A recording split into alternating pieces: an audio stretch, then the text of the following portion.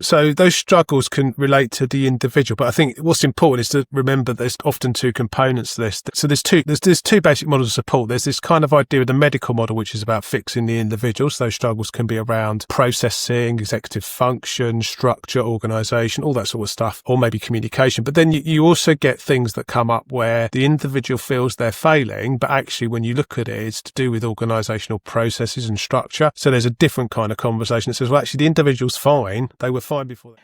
Welcome to Career Coaching Secrets, the podcast where we talk with successful career coaches on how they built their success and the hard lessons they learned along the way. My name is Davis Nguyen, and I'm the founder of Purple Circle, where we help career coaches scale their business to $100,000 years, $100,000 months, and even $100,000 weeks. Before Purple Circle, I've grown several 7- and 8-figure career coaching businesses myself, and have been a consultant at 2 career coaching businesses that are doing over $100 million each. Whether you're an established coach or building your practice for the first time, you'll discover the secrets to elevating your coaching business. Welcome to Career Coaching Secrets Podcast. I'm Kevin, and today we are joined by Nathan Whitbread. He's been a coach for over 10 plus years. He is the founder of the Neurodivergent Coach. Welcome to the show, Nathan. Thanks, Kevin. It's great to have you.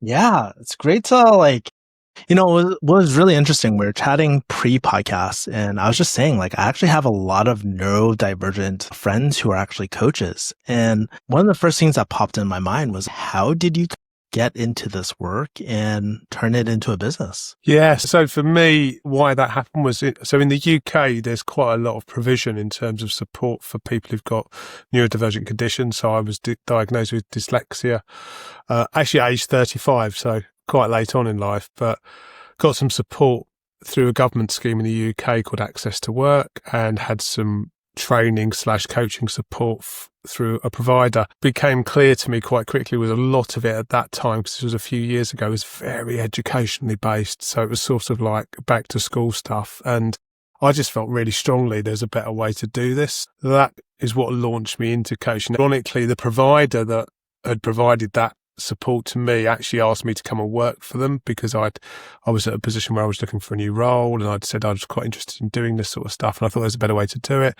So that sort of started my sort of step, I guess, into the coaching space. And that happened probably, over 10 years ago now. Normally, this is where I usually ask about hey, how did you decide who you want to help and the problems that you help them with? But it is quite clear to me in terms of your ICP. What I'm actually really curious about is, how do people find you about your services or stumble? So for me, because I guess the audience here is coaches who are going to be wanting to know, well, how do you do this? So for me, I'm a massive believer in a sort of layered business. And what I mean by that is, I think we need different types of business to make a business work. Because one thing I've learned is that to coach full time, you cannot physically coach full time. It's exhausting.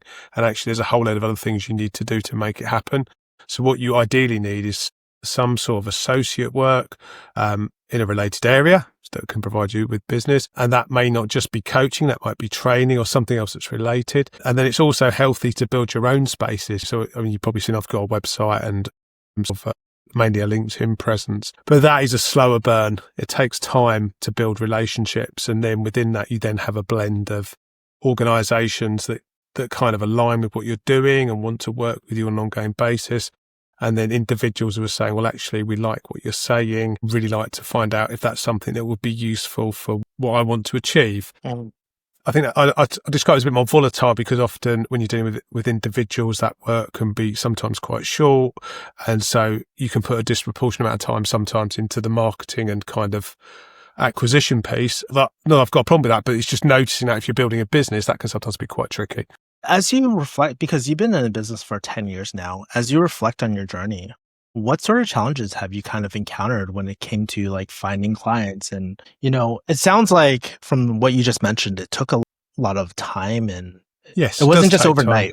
No, there's anyone that tells you could become trained as a coach and make a profitable business the next day is either a liar or has got some magic sauce I've never seen. But I think I'd caveat though. It depends where you've come from. If you've come from a space where you're seen as an industry expert and everyone knows who you are anyway, and you say, I'm setting up as a coach, people are going to be coming to you, not necessarily to do pure coaching, because they respect you as who you are, and actually they welcome paying for having a conversation with you. So I've got friends who are celebrities who've become coaches, and actually it's much easier because they've already got a brand, people know who they are, they get what they're about, and actually the idea of spending some time with that person to help them explore what might be useful is really appealing. If you're an unknown, that's more difficult, and you've got to build a brand of some sort and get yourself visible, and people have got to see what you do. And I think try and get their head around, actually, is this someone I want to work with? Coaching. Yeah, so associate work is when you've got another organisation that's basically fronting and is saying, and they say, well, we've got a series of associates that work within it that then provide services. So I do that with probably about 3 or 4 different organisations. I see. So my big learning curve was when I first set my business up, was I was exclusively working as an associate, well, virtually exclusively working as an associate with one organisation. COVID came along and that work just disappeared overnight, and I was really heavily exposed, and literally income went from something that was fairly reasonable to non-existent. And it was a hard way to learn the lesson, but it's that lesson of diversification, or not putting all your eggs in one basket. It's really important. And that's when I started to build the brand and also look for other associate relationships. And I think it's also healthy to have different ones, because it means you're then not subservient to the person that's providing you work. Because one of the key things, particularly if you're working for yourself, is we get into this because we want a lifestyle business that works for us. And if you're in a position where you can't do what you want to do or behave in the way you want to behave, why are you doing it? Because you could probably earn more money working for someone else, and you're not carrying all the risk of working for yourself. With the business. Yeah, that is right. And I guess where you are in your business right now, do you have a current team right now? Are you solo? Do you enjoy being solo? If you are solo? So it's a bit of a blend. So I do have other freelancers that work with me. I don't have anyone employed on the book, so that's sort of a deliberate choice.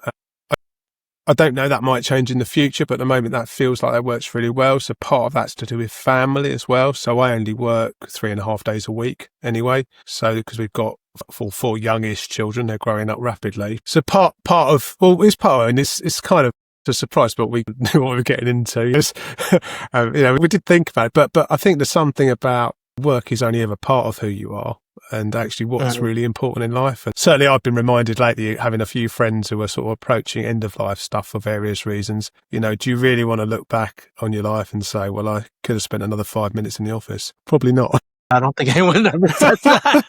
I'm very curious about what a coaching engagement looks like. And so I guess one of my first questions for you is, when people reach out to you, do you mostly do one-on-one? Do you do group trainings? How does an engagement look like for yourself? So I do quite a lot of different things. So what I'd say is, no, I didn't do quite a lot of different things when I started out. I think that's really important. I've certainly stepped into a lot of things that I wasn't always 100% sure what I was doing, but I've had enough of a foundation to work it out. And what I'd add to that as well is, obviously anybody can call themselves a coach. It's not a protected term. You can just go off and set yourself up in a business to call yourself a coach. Personally, I think there's a risk if you don't have some sort of training and accreditation, and particularly supervision oversight as a coach.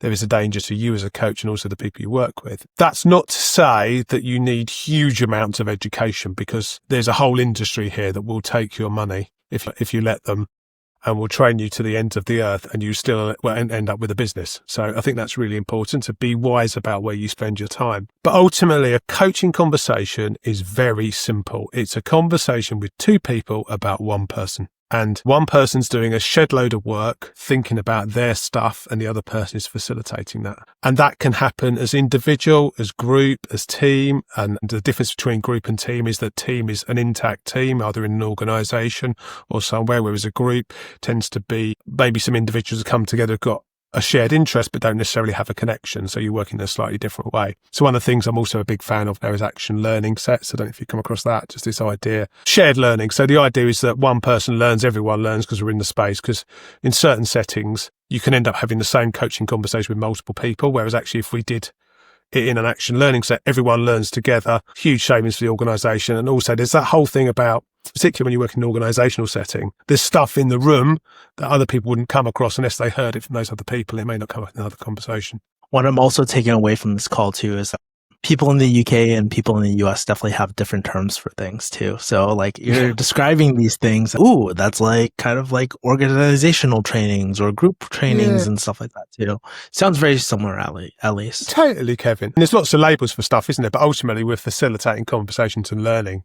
And so when people come to you for like a coaching engagement, right? Let's talk about your specific market because you're the neurodivergent coach. What are some of the reasons why people want a coaching engagement? What are some of the struggles that your or potential? So there's lots of different things. So sometimes it's around diagnosis. So someone's had a diagnosis and going, what does that mean for me? Or that may be a suspected diagnosis of a neurodivergent trait. So I do quite a lot of work in that area. Sometimes it's leaders or senior leaders in organizations who are saying, I found this stuff out about myself or there's stuff going on in my family and I'm just wondering and I'm struggling at work as well. So can you help me navigate that and support me to make some decisions and choices? Sometimes it's stuff around, we've got someone in our organization and we've got a problem and we don't know how to deal with it. We've kind of run out of road with other options. Can we have a conversation about what some support might look like to help get this person back on track? Sometimes it's just about actually we're recognizing as an organization that we don't know enough about this. What can we do to help support us as an organisation to create neuroinclusive workplaces, places where it's safe to work and people can turn up and be their best and be the most effective. For those who are neurodivergent, what are some of their struggles? Because you mentioned a few different things, right? I forgot the term that you used, neuroinclusion, and then you also mentioned struggling at work. So what are kind of those struggles? Well, there's a shed load of stuff. So those struggles can relate to the individual, but I think what's important is to remember there's often two components to this. So there's two basic models of support. There's this kind of idea of the medical model, which is about fixing the individual. So those struggles can be around, processing, executive function, structure, organization, all that sort of stuff, or maybe communication. But then you also get things that come up where the individual feels they're failing, but actually when you look at it, it's to do with organizational processes and structure. So there's a different kind of conversation that says, well, actually the individual's fine. They were fine before they came here. What's going on in this space? By the way, you've also got all these other people that are saying they're getting on fine with it and it's not actually working well for them. So is it useful to have a bigger conversation where we look at what could be different in the way we're working? Maybe that's about tech, processes, etc. So we can support everyone to be more successful, because I would argue that if we do this work to support neurodivergent individuals, often the impact is positive for the rest of the organization as well. And as you've worked with these organizations or worked with these individuals as well, what are some of those like specific impacts that you noticed throughout your 10 years? Well, so I think the biggest thing is releasing people to actually to do what they're great at. Because I personally believe that neurodiversity is often the key to unlocking innovation. Because people who think differently notice different stuff. And in a world where products and services are becoming more and more vanilla, we have to stand out and do something interesting and unusual that actually meets market need that maybe is not identified. And I think personally, often neurodivergent individuals are the key to that, because they notice stuff and they see stuff that others don't see. And that can be a huge commercial advantage to organizations at one level. But then we've also got just things about how do places work. So how do we support people to feel comfortable turning up and being authentic in what they're doing, able to work effectively and deliver on what they've been asked to do? Is that specific enough? So yeah, no, it's really interesting because I'm thinking about like the trends I'm noticing on Instagram Reels, and I'm not on TikTok, but my friends tell me about it. There's a whole trend, by the way, where like people are discovering that like they're like, for example, some people have ADHD. And they're saying how it's a new superhero power. And I've actually noticed this actually through my different friends or through my different neurodivergent friends who are coaches, where like they recognize patterns and there's certain subtleties of like being neurodivergent where it's actually a superpower. And you mentioned one earlier where it's, unlocking like the next innovation. I think those were the words that you used just now. The only thing I'd say to that, Kevin, is that I think it's context is everything with this. What I mean by that is an IndyCar or Formula One guy is absolutely fantastic on the racetrack. Yeah. Yeah. But it's brilliant. Drive it out on the road. Yeah, exactly. So, but if I've got 4 kids and I want to go shopping, it's pretty useless. It doesn't go over the speed bumps. It certainly can't go around the corners. I can't get the kids in it. And when we get there, where am I going to put the shopping? And that's about context, yeah? And it's the same thing is true in this space. I'm not saying everyone who's neurodivergent is a racing car, but it's just that idea about in the right space, doing the right things with the right team around you, you can be highly effective and innovative. In the wrong space, without the right team, with the incorrect expectations, it's a car crash waiting to happen. It's really interesting because I've been a healthcare practitioner in my life, right? I used to be a pharmacist. and all that. And it's so interesting, at least in the States, we look at these diagnoses like there's something wrong with you, right? But it's so interesting that you provide that analogy where in the right environment, it could be a Formula F1 car and stuff like that too. So I think that's really important to point out. And it becomes less of like these words of fixing or whatever, but more like, I wouldn't even use the word enabling, but you're essentially unlocking people's like full potential for what they're capable of too. Totally. I mean, That's one of the what it ways sounds to like. look at it is that there are strengths and challenges. Yeah. So our job as employers and coaches is to support people to amplify what they're great at and manage what's tricky.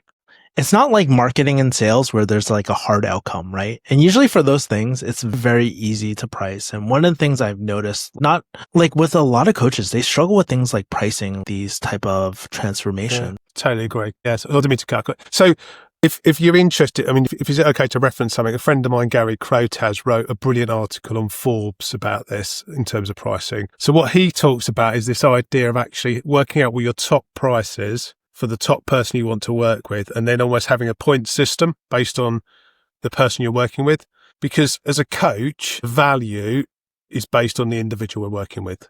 So I think there's something about that that's helpful. I think most of coaches undervalue their time, because what they do is they don't take into consideration their learning, CPD, insurance, marketing, sales effort they have to put in. Lots do. Some overvalue as well, but I would say more undervalue from what I've seen. I think there's something really important about partnership in pricing, actually. And what I mean by that is actually having a conversation about what it needs to look like and not being afraid to walk away as well. So one of the things I learned early on in my sales career was you need a banana in your back pocket. And what I mean by a banana is a best available alternative. And that may be to walk away and say, I'm really sorry, this isn't going to work. Now, with that proviso, I still believe there's absolutely a place for pro bono coaching when we do it for free. But if we're doing it for free, we've got to know why we're doing it for free and also be clear about how long that's going to be. Because I could easily see that being into an engagement of resentment if it goes on indefinitely. Oh, 100%. You always need to have bookends on what you're doing. And what I would say with the way I work is I absolutely believe in single session coaching. What I mean by that is sometimes it just takes one session to help someone to move forwards enough that they don't need to talk to you ever again and job's done. And you should celebrate that as a coach, but that's a rubbish business model, because actually if you're looking to build a business, what you need is ideally is income that's consistent over time.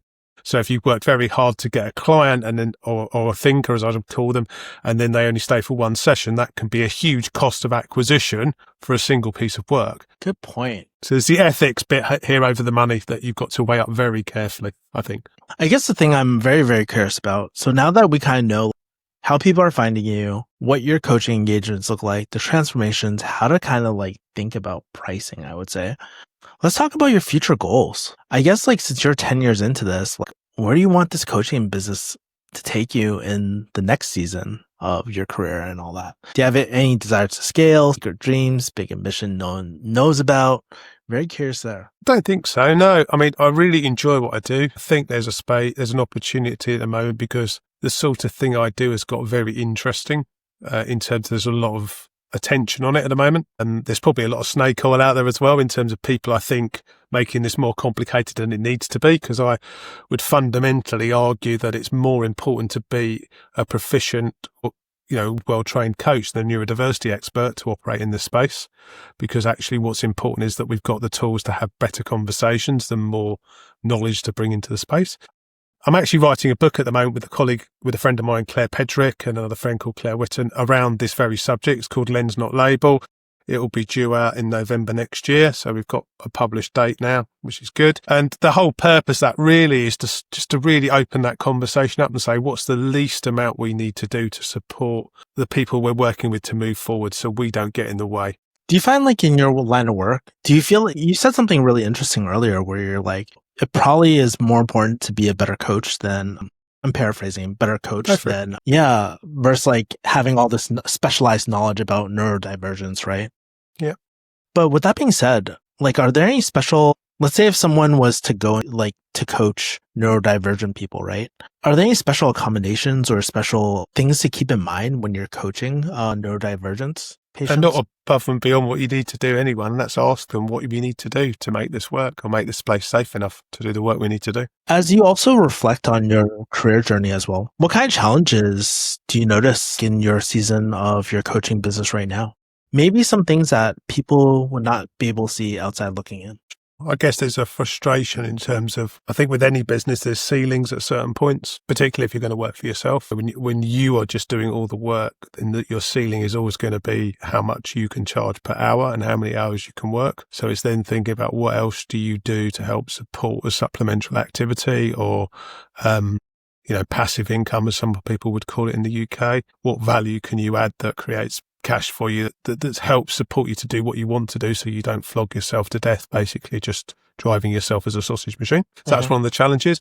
I think there's a challenge about being authentic, actually, in terms of what did you set out to do and make sure you're not diverting from that and getting distracted by other sort of side missions that maybe don't benefit the core reason why you set up the business in the first place. I think there's also some challenges about who do you collaborate with and who you don't collaborate with, and how do you form those relationships well so they serve well and create new opportunities for you and the people you work with and don't become detrimental to what you're trying to achieve. How do you decide who to work with and who not to work with? It sounds like there's a deeper story behind there. Gosh, yeah.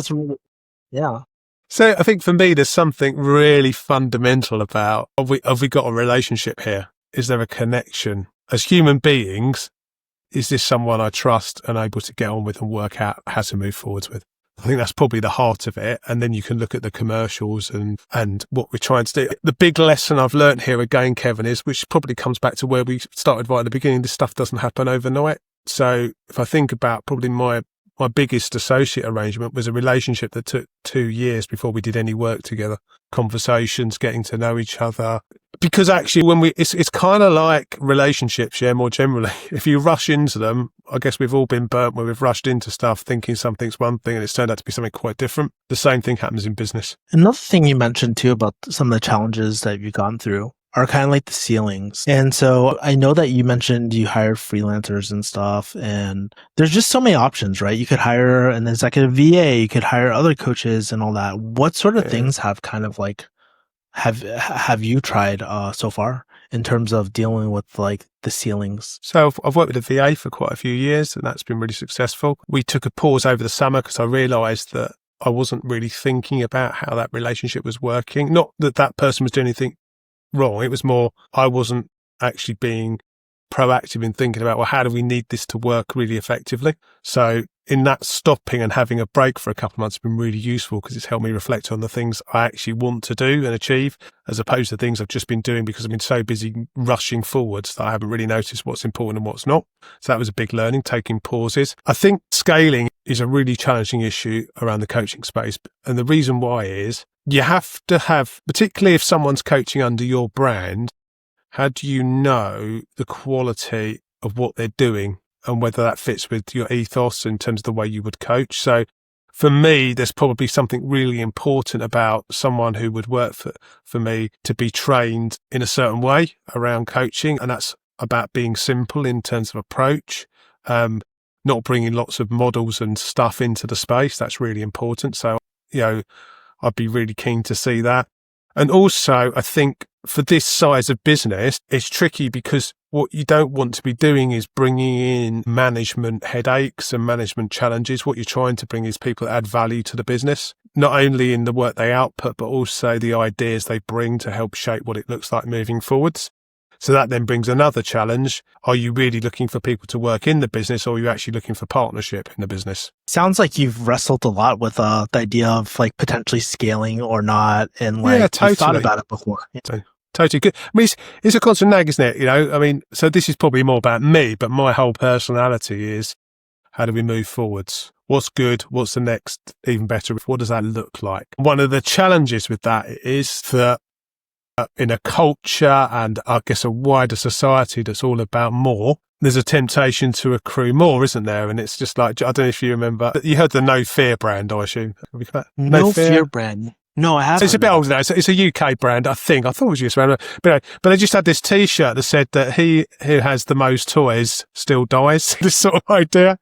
And it's all very well acquiring all this stuff.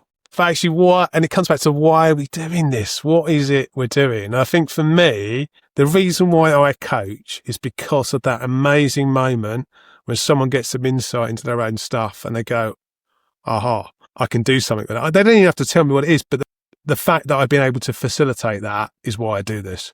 Because the times we live in at the moment strikes me, we're in a loneliness epidemic. People are feeling very lonely and disconnected and often not getting time to think.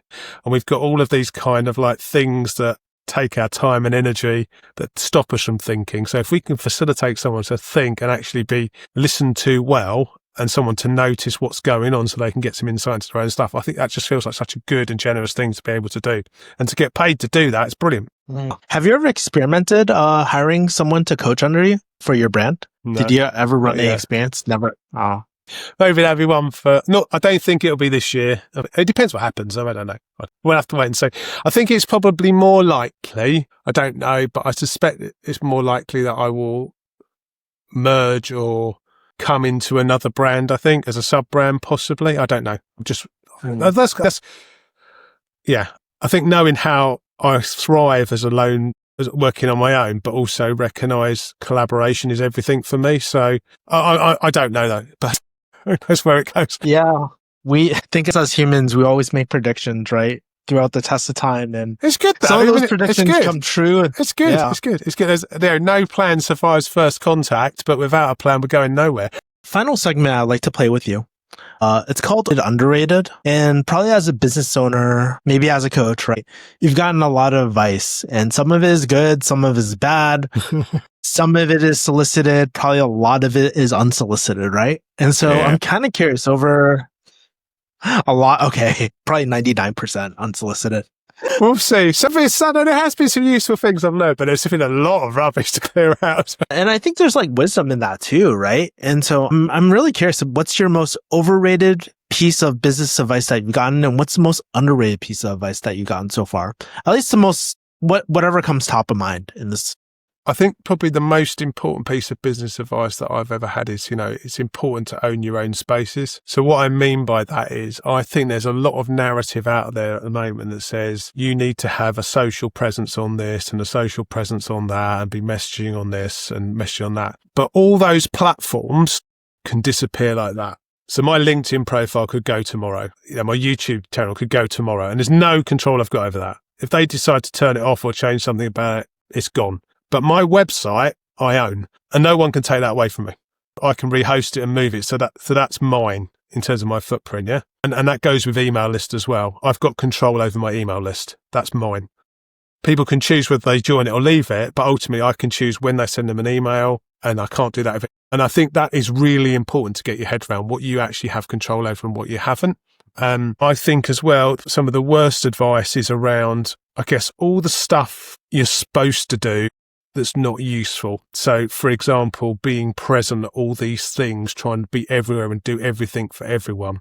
There sometimes feels like there's a bit of messaging around that, and I don't think that's helpful. I think it's much better to really double down on the one or two things that you're really good at, particularly around communications, and hone them. So I've got a few other bits that are coming up as we're speaking, if that's okay. The other thing that I found is really important, find your tribe. And I mean the tribe of people that will stand with you when you're working all this stuff out. And if you're a coach, don't hang out with coaches, hang out with someone else. You need different people to hang around, because otherwise, I'm in a group in the UK called the Drive Partnership, fantastic organisation. But there's graphic designers, accountants, all sorts of people in there. They're really interesting people. And you know what? I say to them, I've got a problem, and they come and support me to solve it from all sorts of angles that I wouldn't be able to do on my own. And the way I describe it is it's like doing 50 hours of thinking in 20 minutes, because all these people are going, do you know what? Have you thought about X, Y, and Z? And by the way, you might want to talk to so-and-so, that sort of thing. That's really interesting that you mentioned that, because I'm in this group, right? It's a bunch of designers, creative artists, creative business owners, right? They do logo design and all. I don't do that, man. You ask me to open up Photoshop, I can make a logo for you. But the way that because we're all in the game of business, right? And what's really, really interesting is the insights that they have on business. For example, I'll give a really good example, pricing. We talked a little bit about this earlier, but how pricing creative stuff is awfully like pricing coaching sometimes, because the value can be very subjective to someone. Yeah, absolutely. The value of coaching. And it's like, oh, I wouldn't be able to get these insights if I didn't talk to people who weren't in the same industry as me. So I think you bring up a very, very valid point here. Yeah, the other thing is when you're dealing with tricky stuff, we've all had people that haven't paid us. We've all had people that maybe have felt aggrieved by something that's gone on, maybe justly or unjustly. And I think sometimes with that, we can feel like we have to do everything to fix it, and it may not even be our fault. So having people you can use as a sounding box to say, how do I approach this? What do I need to think about? What do I need to be conscious of? So, for example, in the UK, we've got certain bits of legislation that even as a small business owner, you need to be aware of. So people that have been able to navigate that effectively is really useful. I think there's also something about, so someone shared with, a good friend of mine shared with this once, there's different types of people that will support your business, yeah? You've got people who would cheer you on, but will do nothing for you. You've got people that will open their address book for you, but won't introduce you. And then you've got people that will never shut up about you because they love you so much.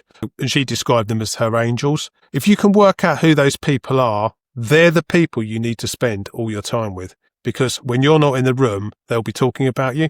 And it's stuff like that actually makes business work, because I think we get some really skewed ideas based on, sort of some of the kind of social channels and stuff about what works and what doesn't. And the truth is we don't know what works or what doesn't for our business until we try it. But having safe places to do it and enough cash flow in the bank to keep going while we're working it out are the key things. It's really funny. The first person that I thought about when we were breaking those categories down, because I recently did a YouTube video like this, exact YouTube video on this. The first person I thought about was my mom, honestly. The people. Was your mom looking out for you? This is good. Well, she can't refer any business to me, but she definitely cares about me a lot. She doesn't need to be referring, does she? Because she just needs to talk to someone who will. Exactly. So funny. I think that's really valuable. Okay. I know we're almost coming out of time. So Nathan, how do people find you? How do people connect with you? Yeah, so I've got an internet presence, the neurodivergentcoach.co.uk. I have got .com as well, but it's not connected, so I need to get it connected. I keep forgetting to while I'm looking at something out. And if you want to know, there's a really funny story about that. I used to have a business called something quite different called Haslam Training, and a friend of mine said, that's a rubbish name for a business. How can I refer anyone to you? I went on, did a little Google search. The Neurodivergent Coach was free and I just got it. And it was just it wasn't intentional, and it was supposed to be about me, yeah? But as we know with all businesses, it's nothing to do with us. It's about our customer and helping them understand what we do. So there you go. There's some more learning. Yeah, so you can't tell me that. I mean, I write quite a lot about this stuff. The other thing is I blog probably once or twice a month now. I've found that my thing that's really easy for me to do and I really enjoy it. I'd also add in, there's something important, particularly in the marketing space, find things you enjoy doing. Because if it's not easy and enjoyable, it ain't going to last. And it'll just be painful and make your life miserable.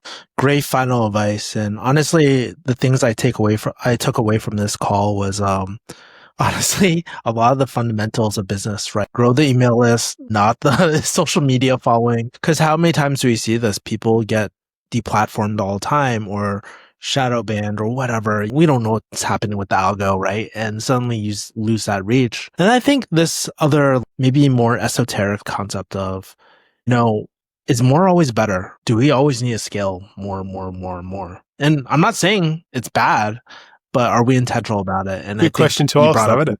Exactly. Yeah. Well, Nathan, thank you so much for spending your time with me today and just sharing so openly about your business. And thank you for the work that you do. Thank you for coming on the podcast. Thank you, Kevin. Much appreciate it. That's it for this episode of Career Coaching Secrets. If you enjoyed this conversation, you can subscribe on YouTube, Spotify, Apple Podcasts, or wherever you're listening to this episode to catch future episodes.